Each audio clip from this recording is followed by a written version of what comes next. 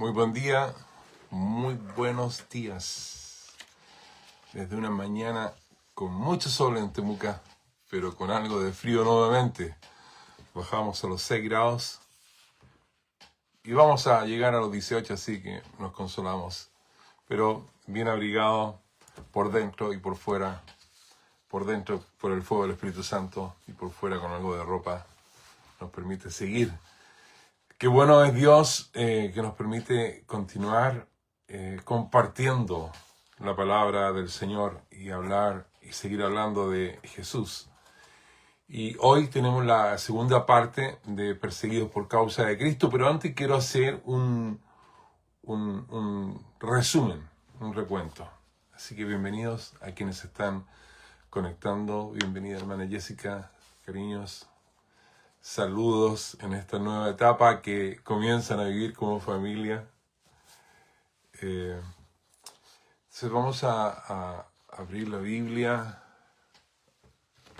Espero que todavía tenga una Biblia de papel. Digo espero porque, claro, yo también uso digital, pero siempre es más conveniente esta de papel, porque uno puede hacer anotaciones o remarcar con un marcador algún versículo que le ha llamado profundamente la atención o en la que el Señor está directamente hablando a su vida. Mateo capítulo 5, versículo 10 dice: bienaventurados los que padecen persecución por causa de la justicia, porque de ellos es el reino de los cielos. El 11 dice: bienaventurados sois cuando por mi causa os vituperen y os persiguen y digan toda clase de mal contra vosotros, mintiendo. Y el 12 dice: gozaos y alegraos porque vuestro galardón es grande en los cielos, porque así persiguieron a los profetas que fueron antes de vosotros. Y voy a destacar un poquito más adelante justamente este tema de los profetas. Pero quiero hacer una recapitulación. Ahora me acordé de esa palabra, recapitulación. Cuando comenzamos esta serie de oyendo las palabras de Jesús, consideramos el consejo específico de Jesús, ¿no? Cuando comienza a enseñar el Sermón del Monte, pero nos fuimos al final del sermón, es decir, comenzamos al revés, ¿no? Y fuimos a Mateo capítulo 7, donde termina este sermón, ¿no? Y en el versículo 24, Jesús, después de que ha enseñado todas estas, son más o menos 32 temas o capítulos o puntos del sermón, si lo quiere llamar así, dice, ¿no? Cualquiera pues que me oye estas palabras y las hace, le compararé a un hombre prudente que edificó su casa sobre la roca. Y hice un énfasis, ¿no? Un énfasis primero que frente a tanta información bíblica, a tanta teología circulando, tantas predicaciones en internet, tantos vivos live en Facebook como estos, tantos libros, creo que era tiempo de volver a oír las palabras de Jesús. Y remarqué que la invitación que en conclusión hace el Señor justamente establece, primero, cuando dice cualquiera, establece la universalidad de su llamado, ¿no? Y considerando ese, para ponerme gramaticalmente correcto, ese pronombre y ese adjetivo indefinido, cualquiera, que hasta hoy tiene que sonar en nuestros oídos como algo sumamente importante y que también va a sonar en los oídos de cualquier alma sediente por Dios, porque es una palabra que no es exclusiva no es solamente para un grupo de escogidos, sino para cualquiera que oye su palabra. Y por favor, memorice esto. Memorice esto, es importante. Si Jesús lo dice, es lo correcto. La palabra de Jesús es autoridad sobre cualquier otra palabra, contra cualquier otra mención. Una palabra entonces que despertó admiración en quienes escucharon todo su sermón. Así lo dice, porque si vamos al mismo capítulo 7, al final, ¿no? Seguimos al final para comenzar. Dice el 28 del capítulo 7, fíjese ahí en su Biblia, dice: y cuando terminó Jesús estas palabras, la gente se admiraba de su doctrina. Y la palabra admiración tiene una definición muy interesante del griego, ¿no? El primer concepto significa expulsar, ¿no? Sacar de un golpe, alejar. También significa arrojar de un golpe, expulsar. 2a dice comúnmente hacer perder el control a alguien, causar pánico, ¿no? Causar conmoción, causar asombro. También significa quedar atónito, ¿no? Estupefacto. Y también significa quedar maravillado. Entonces, esta gente que estaba allí escuchando, al final del sermón, así quedó. Quedaron atónitos, quedaron maravillados, quedaron admirados de la enseñanza. Y yo me preguntaba, ¿cuán atónitos quedamos cuando leemos los evangelios, cuando escuchamos sus enseñanzas? ¿Cuán maravillados quedamos? Realmente es como que si nos pegaran un golpe y decían, ¡wow! ¡Qué increíble! ¡Qué poderoso! Jesús, qué increíble las cosas que enseña.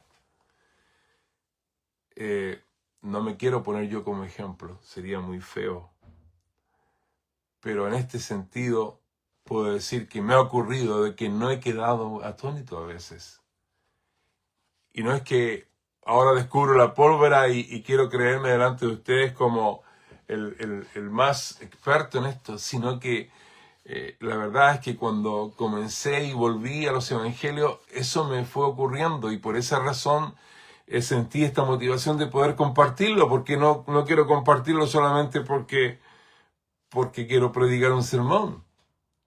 Realmente es porque oír la palabra de Jesús produce eso. Y yo quiero que a ti también eso te ocurra, que a usted también le ocurra eso. Vuelva a escuchar a Jesús. De manera que tal como esas personas que escucharon a Jesús durante ese largo sermón, quedaron admirados de su doctrina. Porque enseñaba, dice, el versículo 29 siguiente, 7:29, dice, enseñaba como quien tiene autoridad y no como los escribas. Parsimonioso, repitiendo, etcétera, etcétera. Y como lo vemos mucho hoy. Esa admiración es la que nosotros tenemos que experimentar. Y yo creo que el Señor quiere que nosotros sigamos admirando lo que Él enseñó en ese tiempo y que por obra del Espíritu Santo quedó registrado acá en el Evangelio para que nosotros también quedemos admirados, ¿no? Tenemos que experimentar esa admiración cuando escuchamos la palabra de Jesús. ¿Por qué? Porque le salió competencia al camino a Jesús, pues por eso. Porque hay mucha competencia a la palabra de Jesús en estos días. Lo hubo en el pasado, lo hubo hoy también. Se han levantado muchos, ¿no? Y también hay muchos que se han dejado levantar. Es decir, que le creen lo que la gente le dice, los halagos de la gente, ¿no? Los adulan. Y hay un pueblo religioso que le rinde pleitesía a estos grandes siervos y hombres de Dios. No estoy siendo déspota ni falta de respeto en estas palabras, pero sí es algo que se observa y seguramente si usted está en la iglesia o conoce este tema, se va a dar cuenta de que por mucho tiempo se le ha rendido pleitesía a los hombres. ¿Qué es esto de la pleitesía? Bueno, es homenajearlo, es someterse, ¿no? Es un respeto exagerado. Está bien, tenemos que respetar a las autoridades, tenemos que respetar a nuestros pastores, por supuesto, pero no son dioses. Y sus palabras no se pueden elevar al mismo nivel de las palabras de Jesús. Y eso lamentablemente es lo que ha ocurrido.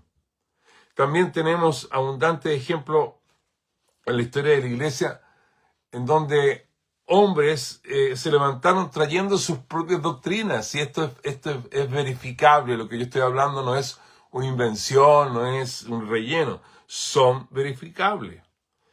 Llenaron Biblias con sus propios comentarios. Analice usted después. ¿Cuántas Biblias con comentarios existen? ¿Y quiénes son los comentaristas que las escriben? Y muchos de ellos escriben estos comentarios para probar sus puntos doctrinales, básicamente. Pero no hay una exaltación de Jesús, sino que se transforma en la exaltación del hombre que está escribiendo esos comentarios. Escriben una serie de libros, ¿no? Como antes he dicho. Si ahora ser un pastorcito no tiene ninguna gracia, no es algo admirable, no hay que ser un poquitito más. De allí vino toda esta corriente carnal, mundana de estos apóstoles, porque aparecieron apóstoles. Usted levantaba una piedra y salían 20.000 apóstoles. Un mero título, sin tener un aval de testimonio de vida o testimonio de ministerio. Gente que ni siquiera plantó una iglesia, sino que se la dieron o se las pasaron, no sé. Y así entonces muchos creyentes comenzaron a dejar de ser seguidores de Jesús y comenzaron a ser seguidores de ciertos hombres, de ciertas corrientes, de ciertas sectas, de ciertas tendencias teológicas, y comienzan a admirarlos y comienzan a tratarlos como semidioses y comienzan a repetir sus enseñanzas. Y a veces uno puede escuchar a alguien predicando y uno dice, pero si este lo sacó del libro de esta persona, porque está predicando lo mismo, sin saber lo que Jesús ha estado enseñando. Entonces, de ese modo, hay muchos creyentes que ya no son, perdóname que sea tan directo en esto, y estoy mirando al lado porque llegó mi perro Chippy, y llegó una de mis gatas. Ya no son tan cristianos, sino que son seguidores de ciertas corrientes, de ciertos hombres. Por lo tanto, no pueden clasificarse a sí mismos que están siguiendo a Jesús, porque no están compartiendo las enseñanzas de Jesús. Están compartiendo tendencias teológicas de otros hombres, que ni siquiera ellos mismos han estudiado el tema. Porque no son seguidores de Cristo, sino de corrientes teológicas fomentadas por hombres imperfectos como usted, hombres y mujeres imperfectos como usted y como yo. Y esto es lo que ocurrió, por ejemplo. Quieren que se los compruebe. Sí, hay mucha gente que siguió a Miller. Hay mucha gente que hasta el día de hoy sigue a Elena de White, los precursores del adventismo. Hay mucha gente que siguió y sigue siguiendo a Russell, el fundador del movimiento de los testigos de Jehová. Hay mucha gente que siguió a José Smith y sigue siguiendo a José Smith a través de los mormones. Entonces lo que le estoy diciendo es algo verdadero, es algo cierto. Para todos ellos, increíble. No le voy a decir que examine, no pierda el tiempo examinando esa doctrina. Pero si lo quiere hacer, va a darse cuenta que para todas esas proposiciones doctrinales erróneas, herejes, Jesús ya le había respondido. Y era necesario solamente ir a preguntarle a Jesús qué pensaba de lo que ellos estaban desarrollando en su mente. Como ya dije la vez pasada, este gran chasco, ¿no? En donde Miller determinó a través de un estudio la fecha en que volvería Jesús y se prepararon para eso. Y Jesús ya lo había dicho. Que nadie lo sabe, ¿no? Nadie sabe ni el día ni la hora. Como un relámpago. Entonces Jesús responde a esas enseñanzas que son erróneas. De la misma manera tenemos hoy esta gran cantidad de teólogos, como dije antes. Y sabe lo único que hace esta gente. Lo único que hace que los cristianos choquen en una argumentación teológica y produce confusión, produce duda, en algunos produce desánimo, en muchos produce equivocaciones garrafales, oiga. Equivocaciones que son lamentables y que son de lamentar. Y en esas equivocaciones Jesús todavía quiere responderle. Jesús todavía tiene una palabra para corregir. Todavía Jesús quiere mostrar de que Él es la verdad, no hay otra. Que Él es el camino, no hay otro. Y que Él es la vida en sí. Entonces necesitamos escuchar obviamente las enseñanzas de Jesús y ser impresionados por su palabra. Y también, así como nos fuimos al final del Sermón del Monte, bueno, nos fuimos al contexto anterior, ¿no? Nos fuimos al capítulo 4 y también entonces fuimos a ver quiénes eran estas personas, quiénes eran los que estaban escuchando el sermón para poder entrar un poquitito, escuchando a Jesús y también poder ver, ¿no? Con nuestros ojos espirituales, ver quiénes eran los que estaban rodeando. Y bueno, allí entonces vamos al capítulo anterior del capítulo 5 y vamos al capítulo 4 de Mateo. Y si tiene la Biblia lo puede así manejar, ¿no? La Biblia de papel me refiero. Porque en el capítulo 4, en el versículo 17, ya dice: desde entonces comenzó Jesús a predicar y a decir: arrepentíos, porque el reino de los cielos se ha acercado. Andando Jesús junto al mar, dice, de Galilea vio a dos hermanos, Simón llamado Pedro y de Andrés su hermano, los dos primeros discípulos, que echaban la red en el mar porque eran pescadores.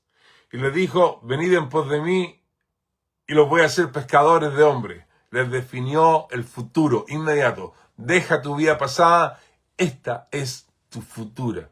Esta es tu vida futura. Ellos entonces, dejando al instante las redes, ¿no?, le siguieron.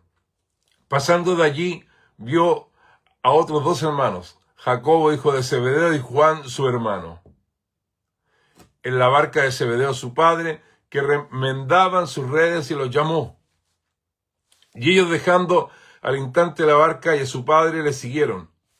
Entonces, le está siguiendo Pedro, le está siguiendo Andrés, le está siguiendo Jacobo, le está siguiendo Juan. Ya van con él.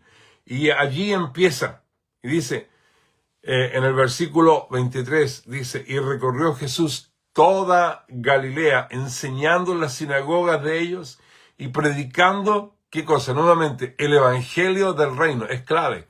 Acuérdese eso, predicando el evangelio del reino, y fíjese, y sanando toda enfermedad y toda dolencia en el pueblo, ¿no? Yo dije anteriormente, la sanidad es anterior a la iglesia. La sanidad está en el reino de Dios. Y se difundió su fama, escuche, por toda Siria. Y le trajeron todos los que tenían dolencia, los afligidos por diversas enfermedades y tormentos, los endemoniados, lunáticos y paralíticos, y los sanó. Jesús sana ayer, sana hoy y va a seguir sanando mañana. Se lo digo especialmente a quienes no creen hoy en eso. Y le siguió mucha gente de Galilea, de Decápolis arriba, de Jerusalén, de Judea, del otro lado del Jordán. Esa es la gente, ¿no? Y viendo esta multitud, Jesús, viendo toda esta multitud que le seguía, capítulo 5, versículo 1, subió al monte y sentándose a él vinieron a él sus discípulos. ¿Qué discípulos? Allí los cuatro, ¿no? Estaba Pedro, estaba Andrés, estaba Jacobo, estaba Juan. Y también toda esta gente, y mucha gente que tiene que haber sido sanada, liberada, como ya dije, estaban allí, ¿no? Atraídos por este hombre que había traído una libertad física, una sanidad a sus hijos, a su madre, a su padre, quien quiera que fuera, estaban allí sentados. Y allí el Señor comienza este gran sermón del monte. Y entonces le siguió mucha gente de distintos lugares. Y allí está enseñando Jesús. Qué increíble, ¿no? Qué increíble. Gracias al Señor, gracias al Espíritu Santo que nos permite hoy poder estar allá mismo escuchando. Y es aquí que con toda esta gente comienza a enseñar este gran sermón y lo hace empezando ¿con qué tema? El tema que comienza el Señor es el tema de la felicidad. Escucha, la felicidad que se encuentra en el reino de Dios, porque esta es la clave para entender todo el sermón. Porque Él comienza a enseñar acerca del reino, las buenas nuevas del reino. Y ese es el principio, esa es la clave que nos ayuda para ir desenredando esta madeja de tantas enseñanzas y poder verlas una por una. Y aquí cuando Jesús comienza con este tema, Jesús va a desafiar varios aspectos de la mentalidad de quienes les estaban escuchando. Y es por eso que en repetidas ocasiones Jesús comienza a decir felices, ¿no? Y en este contexto de gente que era religiosa, que era culturalmente distinta, ¿no? Por eso hice tanto énfasis, me imagino que los tengo cansado con el fondo religioso de esa época, ¿no? Hombres creyendo que a través del cumplimiento de las ceremonias religiosas iban a poder alcanzar la salvación de sus almas. Hombres creyendo de que por su acomodación política, ¿no?, a los saduceos responsables del templo, ¿no?, iban a tener algo, una parte. Otros creyendo que había que hacer anarquía, había que salir a protestar y sacar al imperio por la fuerza. Pero otros, los más espirituales, creyendo que no hay que dejar a todo este mundo, hay que encerrarse, no, no hay que tocar a esto, no hay que juntarse con esta gente, no. Todo eso es impuro, olvidándose que el asunto no es de lo externo, sino que de lo interno. Y esta es la clave, repito, para entender las enseñanzas de Jesús, las enseñanzas sobre el reino de Dios, del reino de los cielos, del Rey de Reyes, del Señor de Señores, del mismo Rey que está allí enseñando. Y allí comienza, diciéndole que no se puede ser feliz en el mundo, pero sí en mi reino. Indirectamente lo entendemos ahora, ¿no es cierto? Por lo que si eres pobre de espíritu, bueno, el reino de los cielos es tuyo. Porque si estás llorando, en el reino de los cielos eres consolado. Porque si eres manso, en el reino de los cielos vas a recibir la tierra por heredad. Que si tienes hambre y sed de justicia, en el reino de los cielos serás saciado. Que si eres misericordioso, en el reino de los cielos alcanzarás misericordia. Que si eres limpio de corazón, en el reino de los cielos verás a Dios.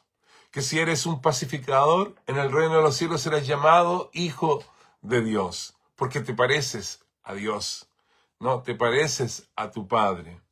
Que si eres un pacificador, me repito, en el reino de los cielos serás llamado hijo de Dios. Que si padeces persecución por causa de la justicia, bueno, el reino de los cielos es tuyo. Que si por la causa de Cristo te vituperan, te hablan mal, te persiguen, hablan mal de ti, eres un bienaventurado, eres feliz. Que si te persiguen tendrás un gran galardón y un nivel espiritual tan apreciado como el de los profetas. Y acá me quiero parar un poquitito, porque acá es lo que leímos, ¿no? No solamente Jesús dice, bienaventurados los que padecen persecución por causa de la justicia, porque de ellos es el reino de los cielos. También dice, bienaventurados soy por mi causa os vituperen y os persigan y digan toda clase de mal contra vosotros mintiendo.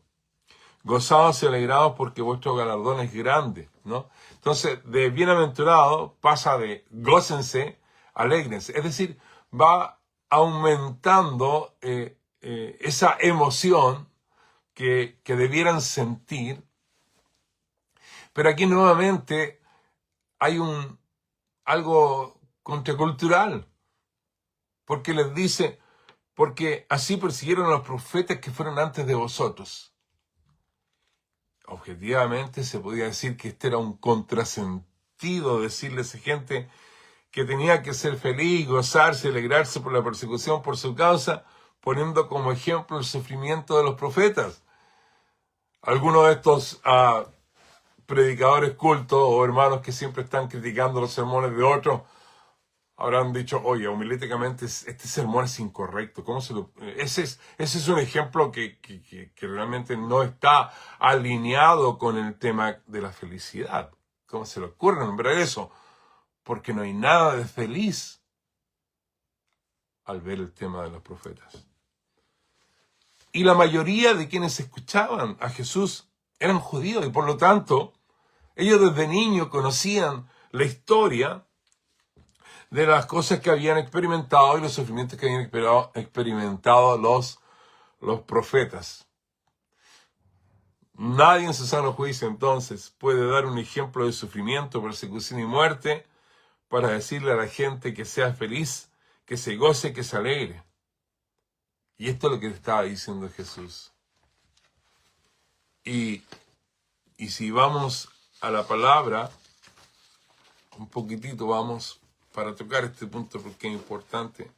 Si usted va a Primera de Reyes capítulo 18, en Primera de Reyes capítulo 18, que está en el Antiguo Testamento, si no lo sabe, ¿no? Tal vez usted nunca ha usado una Biblia, tal vez tiene una Biblia, espero que la tenga. Vaya a abrir atrás, ahí Primera de Reyes capítulo 18, versículo 4, dice, porque cuando Jezabel destruía a los profetas de Jehová, Abdía tomó a 100 profetas y los escondió de 50 en 50 en cueva y los sustentó con pan y agua. Entonces había orden de destruir, de asesinar a los profetas. Si vamos al 19, versículo 10, Elías, él respondió, Elías se metió en la cueva, el versículo 9, para que se entienda mejor, dice, allí se metió en una cueva donde pasó la noche, y vino a él palabra de Jehová, el cual le dijo, ¿qué haces aquí, Elías? Y mire lo que responde. Él respondió, he sentido un vivo celo por Jehová de los ejércitos, porque los hijos de Israel han dejado tu pacto, han derribado tus altares y han matado a espada a tus profetas, y solo yo he quedado. Entonces, ¿por qué debo sentirme feliz, gozoso, alegre, si sufro comparándome con el sufrimiento de los profetas? Jeremías sufrió enormemente, ¿no? Si vamos a Jeremías 20, ahora más adelante, Jeremías 20, capítulo 20, versículo 2, y dice, y azotó Pasur al profeta Jeremías y lo puso en el cepo que estaba en la puerta superior de Benjamín, la cual conducía a la casa de Jehová. Nada agradable, ¿no? Allí públicamente, en el versículo 6 del capítulo 38 de Jeremías.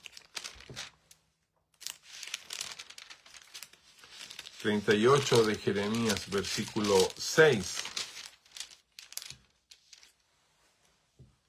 Dice, entonces tomaron ellos a Jeremías y lo hicieron echar en la cisterna de Malaquía, hijo de Amelec, que estaba en el patio de la cárcel, y metieron a Jeremías con soga, y en la cisterna no había agua, sino cieno, y se hundió Jeremías en el cieno. Ahí lo metieron en un hoyo, ¿no?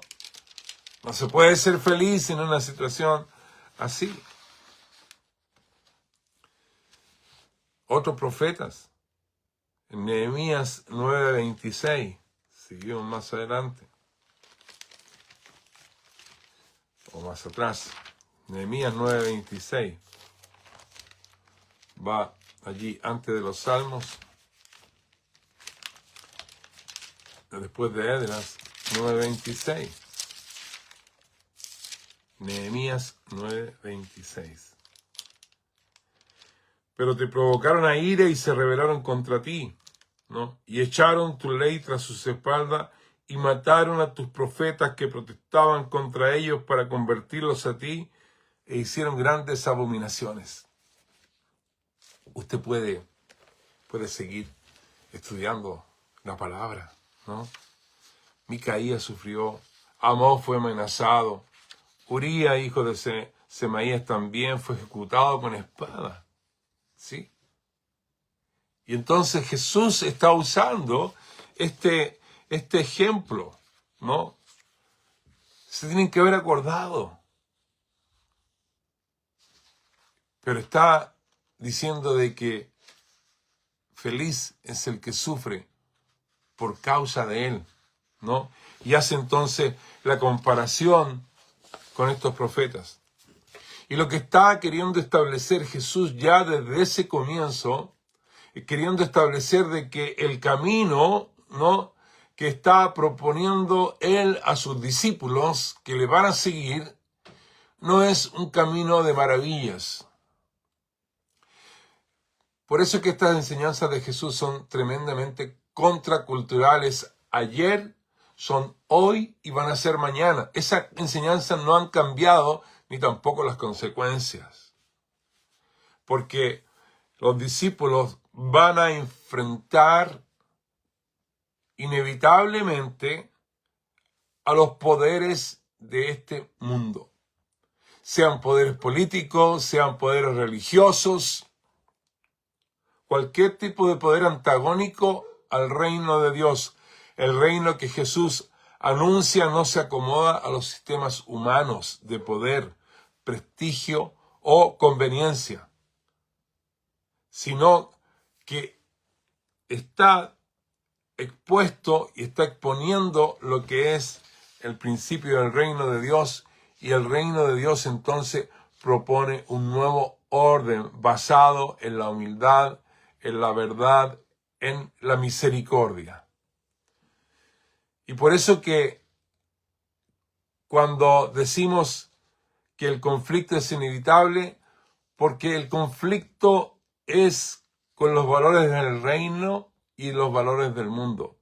Cuando el discípulo decide mantener, por ejemplo, su conducta y sus convicciones conforme a la cultura del reino, se coloca en una ruta que inevitablemente entra en conflicto con los valores del mundo. Seguramente a usted le ha pasado en su estudio, en su trabajo, donde trabaja, ¿no? En su círculo de amigos. No, pero hazlo nomás, y total, todos lo hacen. En mi reino no. Es inevitable. Solo si hay una forma de evitar ese conflicto.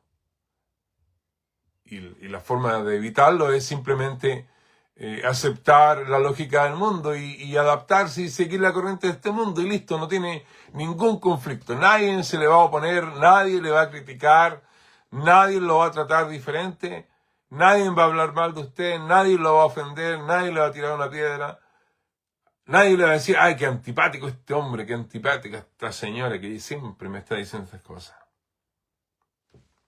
Solo si lo que estamos haciendo es por causa del Hijo de Dios, por causa de nuestra fe. Porque si hacemos cosas necias, obviamente tenemos el derecho a que nos agarren con un palo en la cabeza. Entonces el reino de Dios es un escándalo para la mentalidad del siglo, ¿no? Su justicia expone la injusticia. La pureza del reino de Dios incomoda la corrupción. La humildad va a confrontar siempre al orgulloso. Por eso cada vez que el creyente decide vivir como un ciudadano del reino, escuche bien esto, su sola existencia se convierte en una denuncia silenciosa ante la oscuridad. Bienaventurados los que padecen persecución. Preguntémonos, hagamos unas preguntas. ¿por qué hay tan pocos discípulos que experimentan o que experimentamos este conflicto?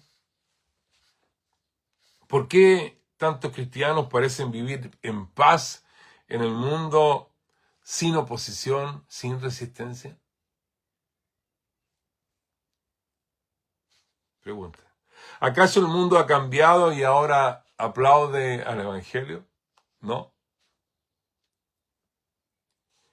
Nos hemos vuelto expertos en el hablar del amor de Dios. Amémonos y amemos y hablamos tanto del amor de Dios como lo hicieron los hippies en su época, pero somos miedosos, temerosos de anunciar la santidad de Dios.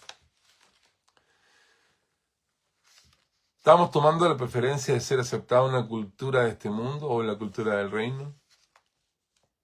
Y estas son preguntas difíciles, pues, son preguntas incómodas, porque las respuestas pueden revelar una realidad que no es conveniente, que es dolorosa. ¿Por qué? Porque sencillamente la comodidad ha reemplazado el coraje espiritual, ¿no? Me acuerdo, y lo digo con nostalgia, pero también lo digo con tristeza, aunque con algunos destellos de esperanza, porque me acuerdo cuando el Señor comenzó a golpear mi puerta y el Espíritu Santo comenzó a avanzar sobre mí con su gracia.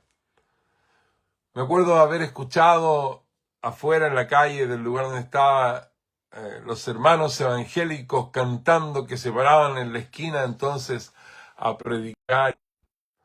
Y me acuerdo que en muchos lugares lo hacían. Y gracias al Señor, cuando conocí al Señor, lo comencé a hacer en muchos lugares, muy frecuente. Pero hoy ya no existe eso casi. Es muy poco. Los hacen callar, los tratan de tontos. Pero hace poco, esta luz de esperanza, seguí viendo a los hermanos de allí, de la iglesia de Villa Alemana, predicando en la calle. Y sé que hay muchos hermanos en muchos lugares que están predicando en la calle, pero no es lo corriente. No es lo que se ve mucho en los videos de YouTube. Ojalá lo pusieran más para que animen a la iglesia, para salir a la calle, para continuar predicando el Evangelio, para continuar tratando el tratado y sabiendo de que con esa acción tendrán que tener el valor de Dios para enfrentar con paz, con humildad, a aquellos que se oponen a la cruz de Cristo. El verdadero seguidor de Cristo no teme a ser diferente. No le tenga miedo a usted que sea diferente, sino que entienda que su llamado no está a encajar en el sistema. Usted no está llamado a agradarle a todos, sino que está llamado a resplandecer en medio de todos. ¿Por qué? Porque más adelante vamos a ver que nadie enciende una luz y la pone debajo de un almud, sino sobre el candelero y alumbra a todos los que están en casa. Entonces el testimonio de Cristo, la predicación del Evangelio del Reino es un testimonio público. Es para que la gente del mundo lo escuche. No es para dar tanta golosina encerrado en un templo que lo único que hacen es estar sentados allí y no hacen absolutamente nada más con su vida. Se transforman realmente, perdóneme que sea tan franco, o algunos consideran tan irreverente, pero no hacen nada aparte de ir el domingo. No han salvado ni un alma, no han predicado nunca en su vida. No han entregado nunca un tratado, le tienen miedo. No a mi jefe. ¿Cómo le voy a decir eso? Tiene que aprender a ser un discípulo que vive con los valores del reino. Y el discípulo que vive según los valores del reino no pasa inadvertido. Yo me acuerdo que unos compañeros de piscina se iban a verme a la Plaza Victoria allí, en Valparaíso. Y algunos se reían. Yo también me reía con ellos, porque aun con todo iban a escuchar el Evangelio. Y si aunque se fueran a reír, tenían que escuchar lo que estaba predicando. Y gloria a Dios que sucedieron cosas en el futuro con algunos de ellos. Entonces, hay que saber que los conflictos serán inevitables cuando vamos a predicar el Evangelio. No tenemos que echar pie atrás en este mundo moderno. No tenemos que tener miedo de ser confrontados por el Evangelio, de poner nuestras posiciones. A algunos no les gustó lo que hablé el domingo pasado. La insolencia de este caballero Boric al lustrarse sus zapatos en medio del tedeum evangélico no les gustó, pero es la verdad, pues. Y ninguno de esos caballeros allí que se ven muy lindos, muy arriba, religiosos, ninguno tuvo la autoridad ni el coraje para exhortarlo. Sobre todo cuando dicen que ahí en la casa de Dios. Pero lo dejaron. Por eso cuando el creyente vive en verdad, en amor, pureza, tarde o temprano chocará con una sociedad que llama virtud a lo que Dios llama pecado, que llama fanatismo a lo que Dios llama fidelidad. Este hombre es fanático. Y nuevamente nombro al pastor Soto. No, ¿cómo se le ocurre a ese hombre decir esas cosas? Bueno, a él se le ocurrirán. Y Dios lo juzgará. A usted también, a nosotros también. Pero es el único que públicamente ha dicho cosas que, y muchas veces, y entienden esto. Si quiere saber un poco más, él repite y lee la palabra de Dios, así que cuidado con los juicios críticos que usted hace, porque está haciendo un juicio crítico a alguien que está leyendo la palabra de Dios. Sí, dice, pero es que ese no es el mejor método. Y bueno, ¿y cuál es el mejor? ¿Usted tiene alguno mejor para que usted lo haga? Si usted no lo ha hecho, bueno, cállese. Si usted se ha quedado tranquilo allí en su templo con sus ovejitas, cállese. No critique. Ore. Y ore para que otros más se levanten y salgan gente a las calles realmente a predicar el Evangelio, no a pelear, sino a predicar el Evangelio tal como se hizo por muchos años. Y mucha gente llegó a sus pies. Y allí escuchábamos a muchos pentecostales en las plazas, muchos hombres levantándose diciendo, yo era alcohólico y el Señor me libró, el Señor rompió las cadenas del alcoholismo. ¿Usted sabe lo que significa eso? ¿Sabe y ha conocido alguna persona que le diga, el Señor me sacó el alcoholismo de una rodillada levantada? Bueno, yo lo he escuchado. El discípulo no es más que su maestro. Va enseñando el Señor en Mateo 10, 24 y 25. Si al padre de familia llamaron Belcebú, ¿cuánto más a los de su casa? Prepárese. Ser fiel al reino no es una opción cómoda, es un conflicto constante. Pero en ese conflicto es donde el carácter de Cristo se forma en nosotros. Y donde el mundo puede ver, aunque sea a través de nuestro sufrimiento, la gloria del Evangelio en acción. Atrévase, salga a la calle.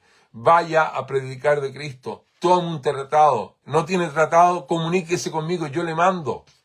Yo le conecto y le coordino para que le envíen cajas de tratado. Solo si usted va a atreverse a salir, a seguir sembrando palabras de vida. Porque los que quieren vivir piadosamente en Cristo Jesús, escribió Pablo, padecerán persecución. Entonces, si no hay persecución en su vida, comience a preocuparse y empiece a preguntarse. Si no tiene la oposición del mundo, entonces comience a preguntarse, ¿qué está pasando? ¿No es un indicio acaso de algún tipo de fracaso espiritual? Si nosotros estamos tan contentitos, tan lindos, tan bonitos, nos vemos tan bonitos cada domingo. ¿Y qué pasa en el resto de la semana? La oposición del mundo, ya sea en forma de desprecio, burla o marginación, no es un indicio de fracaso espiritual, por el contrario, sino que es una muestra, es un testimonio de fidelidad. En contraste, una vida cristiana que nunca provoca resistencia, que fluye sin fricción dentro del sistema dominante, podría ser señal de una peligrosa conformidad. Por eso, hermano, le estoy exhortando con esta palabra. La paz del mundo no es la paz de Cristo, escuche. La primera La paz del mundo se alcanza mediante el silencio cómplice, la adaptación o el abandono de la verdad. Oh, no, bro. No digamos nada, no hagamos nada por la paz para que esté todo tranquilo. La verdadera paz se produce por la reconciliación del hombre con Dios, de la fidelidad del hombre al reino de Dios. Aunque le cueste lágrimas, aunque lo rechacen, aunque le hablen mal, usted siga adelante. Por eso que Jesús le advierte a sus seguidores que la persecución no sería un accidente. Por eso hace este énfasis desde el comienzo del Sermón del Monte y va a seguir así y lo demuestra con su vida hasta la cruz. Porque Él es el que proclama esta teología de la persecución y sufrimiento, anunciada proféticamente en el Antiguo Testamento de los sufrimientos del siervo de Dios. Y no menos ocurrirá, y no ocurrió menos con sus discípulos. Y lo vamos a ver el próximo domingo, porque sus enseñanzas cayeron en buena tierra, dieron fruto. Y vamos a ver que hay realmente una prueba de que los discípulos comprendieron y vivieron justamente lo que Jesús dijo que iba a pasar. Jesús nunca prometió ni ha prometido un paraíso en la tierra para quienes le siguen. Le prometió la cruz. Por eso que esta horrible doctrina de la prosperidad es tan sucia, es tan contraria a los principios del reino, porque el principio del reino es un camino estrecho, es una puerta angosta, es una guerra espiritual constante. Sin embargo, hoy día hay muchas iglesias modernas que enseñan una colaboración nomás, ¿no? No hay que ser tan extremista, no hay que ser tan fanático. Pastor, ya usted está viejo. Sí, viejo, sé que estoy viejo. ¿Me fallan los circuitos? Claro, me fallan. Tengo problema para hablar, no me importa. Pero no tengo que fijarme en mis palabras, sino que transmitir las palabras de Jesús. Y eso es lo importante. Se predica que Jesús cambiará tu vida y todo te irá bien. ¿Se acuerda de eso? ¿No? Cuando en realidad Jesús llamó a negarse a sí mismo. Niéguese a sí mismo, tome su cruz, sígame. Esas son las reglas que Jesús, nuestro maestro, su líder, nuestro líder, nos indica que debemos seguir. Hoy la iglesia dedica gran parte de su esfuerzo a consolar a los creyentes, ¿no?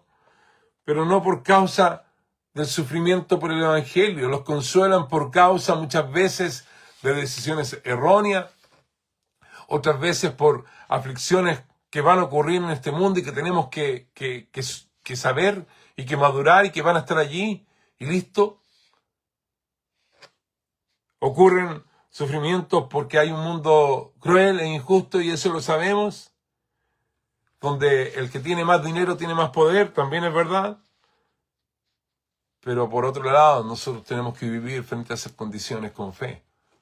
Vivir en el reino de Dios, donde las realidades son distintas al reino de este mundo. Entonces Jesús no ofreció consuelo para la comunidad, sino que consuelo para la fidelidad, ¿no? En el mundo van a tener aflicción, dice, pero confiad, yo he vencido al mundo, sean fieles, ¿no? El sufrimiento del creyente no es producto del azar, sino de su confrontación con el mundo que se resiste a la verdad. Pero muchos prefieren no incomodar. Me quedaré callado. No voy a decir quién soy. Y voy a tratar de llevar una vida tranquila. Me levantaré temprano el domingo en la mañana. Tomaré a toda mi familia, nos vestiremos, pero con buen perfume. E iremos a alabar a Dios, a levantar la mano y adorarlo, aunque sea en ese momento. Pero al salir del culto, después del cafecito que tal vez me van a servir, que son muy ricos, se me olvidó todo. Y continuaré viviendo mi vida cada día de la semana, ajustado al reino de este mundo, olvidándome que soy un ciudadano del reino de Dios. Y esa es la enseñanza repetida que Jesús comienza a establecer a sus discípulos, miembros del reino de los cielos. Por eso está predicando el reino de los cielos. Y por eso quiere que tú y yo y nosotros realmente mantengamos nuestra profesión de fe como hijos e hijas de Dios, pero también como discípulos de Jesús, que le estamos siguiendo y que estamos siguiendo su consejo, que estamos siguiendo su enseñanza. No estamos siguiendo la enseñanza de ningún hombre. Vaya, vuelva a los evangelios. Vaya, escuche a Jesús. Vaya a la casa donde está Jesús. Allí donde María se postró a los pies del Maestro y escogió la mejor parte que no le será quitada. Hágase más chiquitito. No se crea que por los años de ministerio usted ya está arriba. Al contrario, se váyase más abajo. Si Dios le ha dado más, váyase más abajo. Si sabe mucho, váyase más abajo, porque realmente no sabe nada. Toda la gloria de Jesús. Y Él quiere seguir siendo su Rey. Él quiere seguir siendo nuestro Rey, para que continuemos viviendo en su reino. Dios les bendiga. Dios mediante, nos encontraremos el próximo domingo.